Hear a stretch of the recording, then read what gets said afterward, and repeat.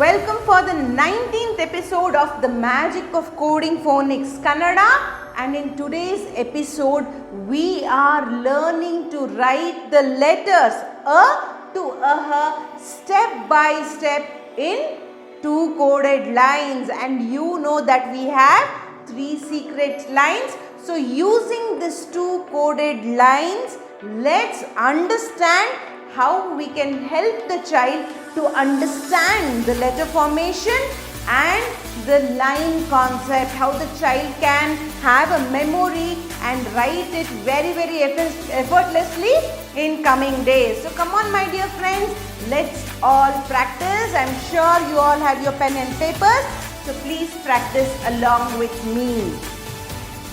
ಬನ್ನಿ ಹಂತವಾಗಿ ಬರೆಯೋಕ್ಕೆ ಶುರು ಮಾಡೋಣ. ಇದು ಮೊದಲನೇ ಅಕ್ಷರ, ಇದು ಅ ಬರೆಯೋದಕ್ಕೆ ಪ್ರಯತ್ನ ಮಾಡೋಣ.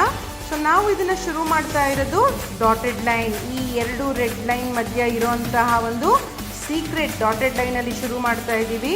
ಇದನ್ನು ಹೀಗೆ ಸುತ್ತಿ black line, red line, top red line touch ಮಾಡಿ ಕೆಳಗಡೆ ಕರ್ವ್ ಮಾಡ್ತಾ ನಾವು ಕೆಳಗಡೆ ಬಂದು ಅಗೇನ್ ಬಾಟಮ್ ರೆಡ್ ಲೈನ್ಗೆ ಟಚ್ ಮಾಡಿ ಹೀಗೆ ಸುರುಳಿ ಮಾಡ್ತಾ ಮೇಲೆ ಹೋಗಿ ಫಸ್ಟ್ ರೆಡ್ ಲೈನ್ನ ಟಚ್ ಮಾಡಿ ಕೆಳಗಡೆ ಇರುವಂತಹ ಸೀಕ್ರೆಟ್ ಡಾಟೆಡ್ ಲೈನ್ಗೆ ಬಂದು ಅಲ್ಲಿ ನಿಂತು ಈಗ ಒಂದು ಸ್ಲೀಪಿಂಗ್ ಲೈನ್ ಬರೆದು ಈ ಅಕ್ಷರನ ನಾವು ನಿಲ್ಲಿಸಬೇಕು.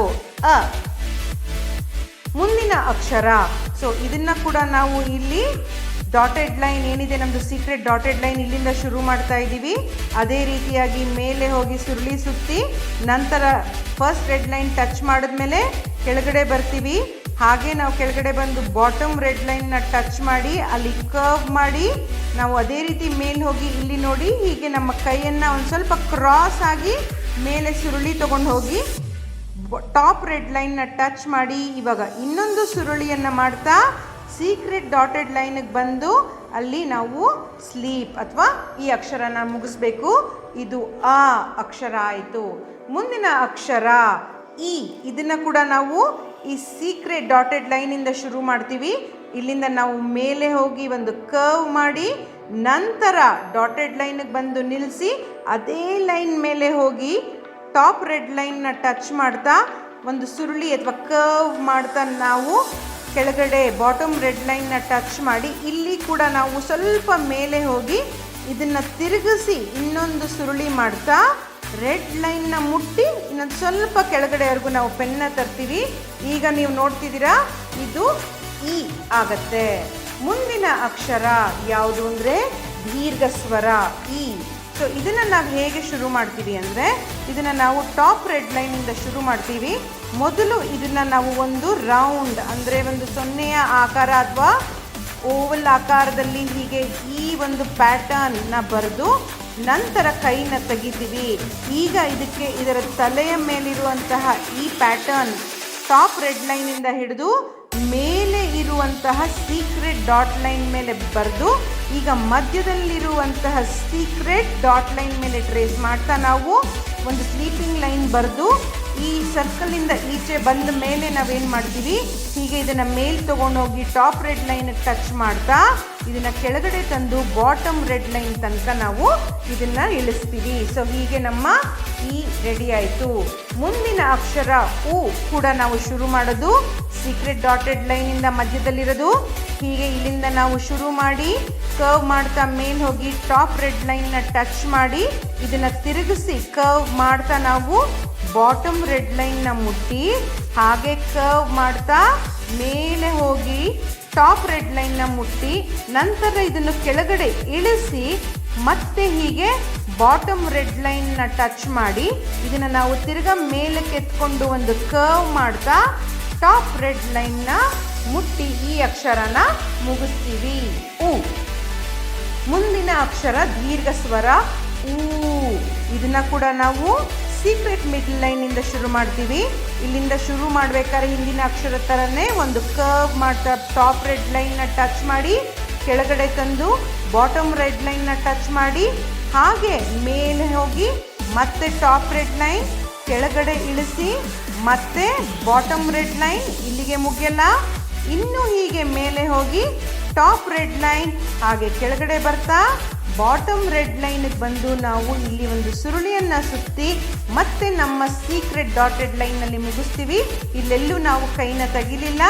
ಈ ಸೀಕ್ರೆಟ್ ಡಾಟೆಡ್ ಲೈನ್ ಇರೋದು ನಮಗೆ ಎಷ್ಟು ಸಹಾಯ ಮಾಡ್ತಾ ಇದೆ ಅಂತ ಅರ್ಥ ಆಗುತ್ತೆ ಅಲ್ವಾ?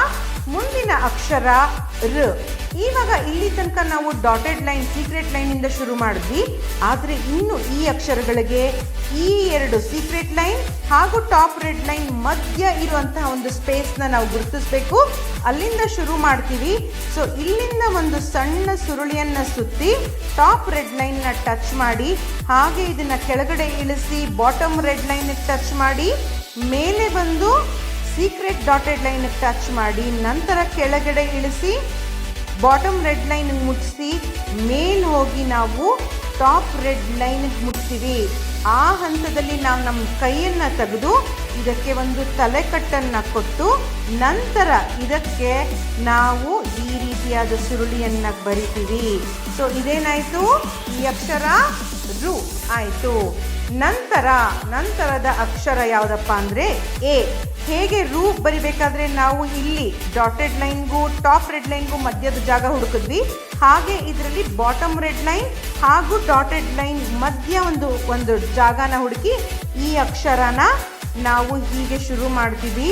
ಹೀಗೆ ಸುರುಳಿ ಮಾಡ್ತಾ ಡಾಟೆಡ್ ಮಿಡ್ ಲೈನ್ನ ಟಚ್ ಮಾಡಿ, ತಿರ್ಗಾ ಅದೇ ಲೈನ್ನಲ್ಲಿ ಕೆಳಗೆ ಬಂದು ಬಾಟಮ್ ರೆಡ್ ಲೈನ್ನ ನಾವು ಟಚ್ ಮಾಡಿ ಮೇಲೆ ಕರ್ವ್ ಮಾಡ್ತಾ ಹೋಗಿ ಟಾಪ್ ರೆಡ್ ಲೈನ್ನ ಮುಟ್ತೀವಿ. ಈಗ ನಮ್ಮ ಎ ರೆಡಿ ಆಯಿತು. ನೆಕ್ಸ್ಟ್ ದೀರ್ಘ ಸ್ವರದ ಎ. ಇದನ್ನು ಕೂಡ ನಾವು ಬಾಟಮ್ನಲ್ಲಿ ಒಂದು ಮಿಡ್ಲ್ ಪಾಯಿಂಟ್ನ ಹುಡುಕಿ ಅಲ್ಲಿಂದ ಶುರು ಮಾಡ್ತೀವಿ. ಒಂದು ಕರ್ವ್ ಮಾಡ್ತಾ ಬಾಟಮ್ ರೆಡ್ ಲೈನ್ನ ಟಚ್ ಮಾಡಿ ಡಾಟೆಡ್ ಸೀಕ್ರೆಟ್ ಲೈನ್ನ ಟಚ್ ಮಾಡಿ ತಿರ್ಗಾ ಕೆಳಗಡೆ ಇಳಿಸಿ ಬಾಟಮ್ ರೆಡ್ ಲೈನಿಂದ ಮುಟ್ಟಿಸಿ ಮೇಲಕ್ಕೇರಿ ಇಲ್ಲಿ ನೋಡ್ತಾ ಇದ್ದೀರಾ ನಾವು ರೆಡ್ ಲೈನ್ ಟಚ್ ಮಾಡ್ತೀವಿ. ಈಗ ನಮ್ಮ ಕೈನ ತೆಗಿಬಾರ್ದು, ಇದನ್ನು ಸ್ವಲ್ಪ ಕೆಳಗಡೆ ಇಳಿಸಿ ಕರ್ವ್ ಮಾಡ್ತಾ ಮತ್ತೆ ನಾವು ಟಾಪ್ ರೆಡ್ ಲೈನ್ನ ಟಚ್ ಮಾಡಬೇಕು. ಸೊ ಇದು ಎ ಬರೆಯುವಂತಹ ಒಂದು ಸರಿಯಾದ ವಿಧಾನ. ಮುಂದಿನ ಅಕ್ಷರ ಐ. ಇದನ್ನು ಕೂಡ ಕೆಳಗಿನ ಮಿಡ್ ಪಾಯಿಂಟ್ ಅಂದರೆ ಡಾಟೆಡ್ ಲೈನ್ಗೂ ಬಾಟಮ್ ರೆಡ್ ಲೈನ್ಗೂ ಇರುವಂಥ ಮಿಡ್ ಪಾಯಿಂಟ್ನಲ್ಲಿ ಶುರು ಮಾಡ್ತೀವಿ. ಸೊ ಇಲ್ಲಿ ಒಂದು ಕರ್ವ್ ಮಾಡ್ತಾ ಬಾಟಮ್ ರೆಡ್ ಲೈನ್ನ ಟಚ್ ಮಾಡಿ ಮೇಲೆ ಹೋಗಿ ಡಾಟೆಡ್ ಲೈನ್ನ ಟಚ್ ಮಾಡಿ ಹಾಗೆ ಕೆಳಗಡೆ ಇಳಿಸಿ ಬಾಟಮ್ ರೆಡ್ ಲೈನ್, ಹೀಗೆ ಒಂದು ದೊಡ್ಡ ಕರ್ವ್ ಮಾಡ್ತಾ ಟಾಪ್ ರೆಡ್ ಲೈನ್ಗೆ ಹೋಗಿ ನಾವು ಮಿಡ್ ಪಾಯಿಂಟ್, ಇಲ್ಲೂ ಕೂಡ ನೋಡಿ ಪೂರ್ತಿ ನಾವು ಡಾಟೆಡ್ ಲೈನ್ ತನಕ ಬರಬಾರ್ದು, ಇಲ್ಲಿ ಒಂದು ಮಿಡ್ ಪಾಯಿಂಟ್ನ ಹುಡುಕಿ ಅಲ್ಲಿ ಇಳಿಸಿ ಮತ್ತೆ ನಾವು ಇದೇ ರೀತಿಯ ಕರ್ವ್ ಮಾಡಿ ಮಿಡ್ ಪಾಯಿಂಟ್ನಲ್ಲೇ ನಿಲ್ಲಿಸಬೇಕು. ಇದು ಐ ಬರೆಯುವಂತಹ ಸರಿಯಾದ ರೀತಿ. ಮುಂದಿನ ಅಕ್ಷರ ಓ. ಸೊ ಮಿಡ್ ಪಾಯಿಂಟ್, ಮೇಲಿನ ಡಿವಿಷನ್ನಲ್ಲಿರೋ ಒಂದು ಮಿಡ್ ಪಾಯಿಂಟ್ ಮಾಡಿ ಇಲ್ಲಿಂದ ಒಂದು ಕರ್ವ್ ಮಾಡಿ ಇದನ್ನು ಈ ರೀತಿಯಾಗಿ ಕರ್ವ್ ಮಾಡ್ತಾ ಬಾಟಮ್ ರೆಡ್ ಲೈನ್ಗೆ ಟಚ್ ಮಾಡಿ ಅಗೇನ್ ಬಾಟಮ್ ಮಿಡ್ ಪಾಯಿಂಟ್ ಹುಡುಕಿ ಇಲ್ಲಿ ನಿಲ್ಲಿಸಿ ನೆಕ್ಸ್ಟ್ ಬಾಟಮ್ ರೆಡ್ ಲೈನಿಂದ ಮೇಲೆ ಒಂದು ಕರ್ವ್ ಮಾಡಿ ಮಿಡ್ಲ್ ಡಾಟೆಡ್ ಲೈನ್ನಲ್ಲಿ ನಿಲ್ಲಿಸಬೇಕು. ಹೀಗೆ ಸರಿಯಾದ ರೀತಿಯಲ್ಲಿ ಓ ಬರಿಬೋದು. ನಂತರ ದೀರ್ಘ ಸ್ವರದ ಓ ಕೂಡ ಇದೇ ರೀತಿಯಾಗಿ ಶುರು ಮಾಡಬೇಕು. ಕರ್ವ್ ಮಾಡ್ತಾ ಬಾಟಮ್ ರೆಡ್ ಲೈನ್ ಮೇಲ್ಗಡೆ ಹೋಗಿ ಒಂದು ಕರ್ವ್ ಮಾಡಿ ಅದೇ ಕರ್ವ್ನಲ್ಲಿ ಕೆಳಗಡೆ ಬಂದು ಬಾಟಮ್ ರೆಡ್ ಲೈನ್ನ ಟಚ್ ಮಾಡಿ ನಾವು ಮಿಡಲ್ ಡಾಟೆಡ್ ಲೈನ್ಗೆ ಬಂದು ನಿಲ್ಲಿಸ್ತೀವಿ. ಈ ಹಂತದಲ್ಲಿ ನಾವು ಕೈ ತೆಗೆದು ಇದಕ್ಕೆ ಮೇಲ್ಗಡೆ ನೋಡಿ ನಾವು ರೆಡ್ ಲೈನ್ ಟಾಪ್ ರೆಡ್ ಲೈನಿಂದ ಶುರು ಮಾಡ್ತಾ ಇದ್ದೀವಿ, ಒಂದು ಕರ್ವ್ ಮಾಡಿ ಟಾಪ್ ಸೀಕ್ರೆಟ್ ಲೈನ್ಗೆ ಟಚ್ ಮಾಡ್ತಾ ಇದ್ದೀವಿ. ಸೊ ಮುಂದೆ ಇದನ್ನು ನೀವು 2 ಲೈನ್ನಲ್ಲಿ ಬರಿಬೇಕಾದ್ರೆ ತುಂಬ ಸುಲಭವಾಗಿ ಸ್ಪೇಸ್ ಓರಿಯೆಂಟೇಷನ್ ಕಲಿಯಬಹುದು. ಹಾಗೆ ಮುಂದಿನ ಅಕ್ಷರ ಅವು ಕೂಡ ಟಾಪ್ ಮಿಡ್ ಪಾಯಿಂಟಿಂದ ಶುರು ಮಾಡ್ತಾ ಇದ್ದೀವಿ.